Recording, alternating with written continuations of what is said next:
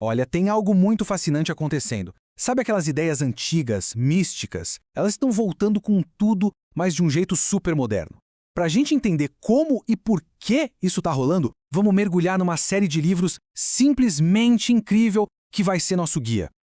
Essa citação do Los Angeles Times, olha, ela resume tudo. A série de livros que a gente vai analisar aqui não é só sobre o passado, de jeito nenhum. Ela é tipo uma ponte, sabe? Conectando a história lá de trás com o nosso mundo digital de hoje. E é exatamente essa conexão que a gente vai explorar.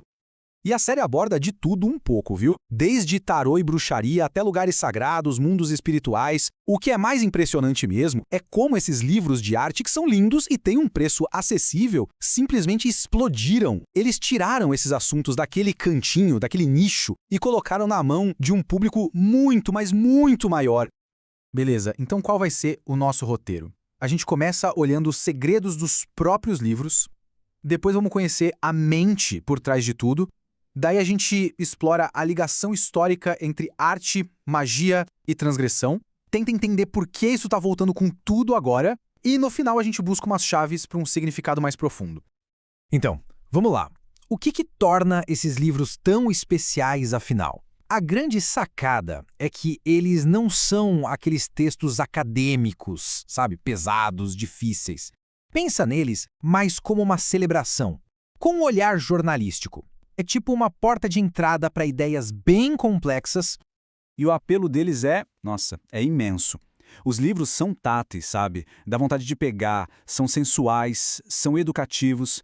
Eles conseguem pegar um conhecimento super antigo e fazer ele parecer atemporal e, ao mesmo tempo, totalmente atual. Não é uma coisa que se lê apenas, é uma coisa que se experimenta. Bom, e por trás de toda a grande série sempre tem uma mente criadora, né? Nesse caso é a Jessica Handley. E o que eu acho fascinante nela é que ela não se coloca como uma especialista, uma sabe-tudo. Pelo contrário, ela se vê como uma pastora dessas ideias, sabe? Alguém que guia esses conceitos, com cuidado até o público. E essa citação da própria Handley, nossa, ela diz tudo sobre a abordagem única dela. Ela está tratando de tarô, de ritual, com a mesma paixão e a mesma pesquisa séria que ela usaria para escrever sobre a banda favorita dela ou sobre um filme. E, isso, claro, tira todo aquele estigma e torna o assunto muito mais acessível. E se a gente olha para a trajetória de carreira dela, tudo faz sentido. Ela começou lá atrás, na cena punk, fazendo zine, sabe, naquela cultura do faça você mesmo. A ideia sempre foi tornar o conhecimento, mesmo o mais oculto, acessível. Então todo esse caminho, do underground até as grandes publicações, foi o que moldou o jeito que ela trabalha hoje. E aqui vem o ponto crucial, a missão dela. Ela descreve os livros como um cavalo de Troia. A ideia é genial.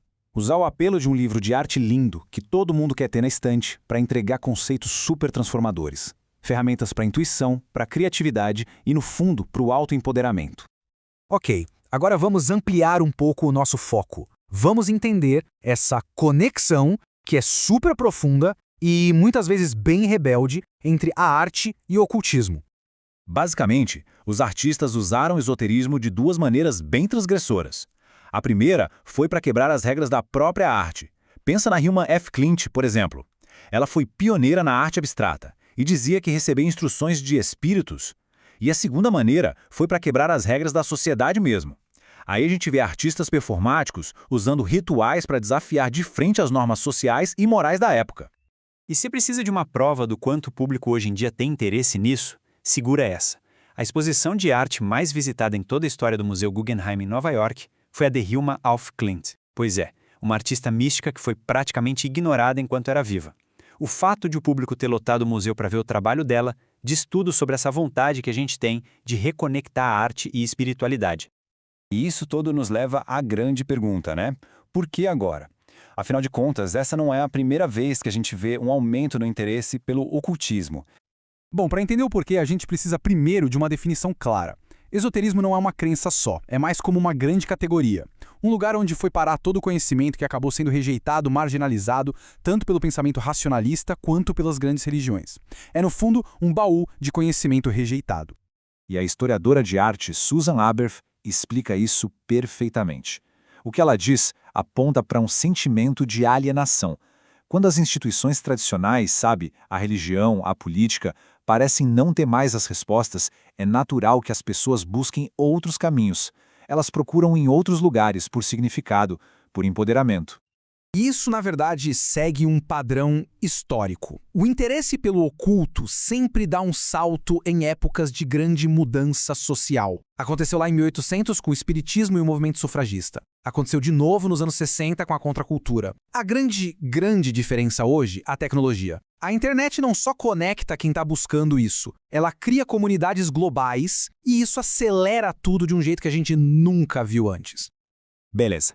Então, depois de tudo isso, qual é a grande lição? Aonde a gente chega? Bom, tudo se conecta a uma ideia central sobre o nosso significado pessoal. Uma das mensagens centrais da Hanley é a seguinte: essas ferramentas esotéricas, tarô, astrologia, rituais, no final das contas, são formas de desbloquear a nossa própria intuição, a nossa criatividade. A verdadeira magia está aí, no ato de criar, de expressar uma voz que é só nossa. E o logotipo da série, que é uma chave, simboliza isso perfeitamente. Os livros não são o ponto final, eles são um convite. Eles são a chave que abre a porta para a exploração pessoal, para que cada um encontre o seu próprio caminho.